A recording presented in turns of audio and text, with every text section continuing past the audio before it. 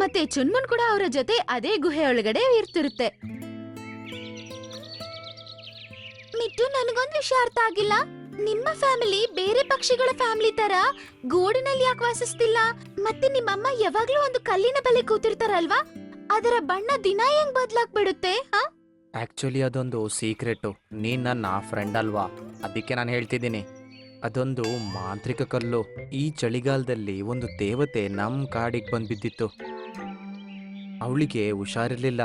ಅವಳು ಆರಾಮಾಗ್ಬೇಕು ಅಂದ್ರೆ ನಮ್ಮ ಕಾಡಲ್ಲಿರೋ ನೀಲಿ ಹೂವು ಬೇಕಿತ್ತು.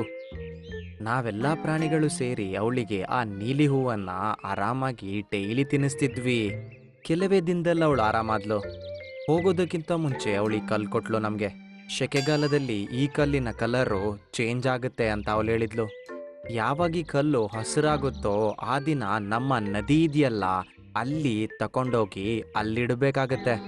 ಮತ್ತೆ ಸೂರ್ಯನ ಕಿರಣ ಇದ್ರ ಮೇಲೆ ಬಿದ್ದ ಕೂಡಲೇ ಸೂರ್ಯನ ಕಿರಣ ಕಮ್ಮಿ ಆಗೋಗುತ್ತೆ, ಮತ್ತೆ ಸೆಕೆನೂ ಜಾಸ್ತಿ ಆಗಲ್ಲ. ಈ ಕಲ್ಲಿಂದ ತುಂಬಾ ಕೆಲ್ಸ ಆಗತ್ತೆ ಅನ್ಸುತ್ತೆ.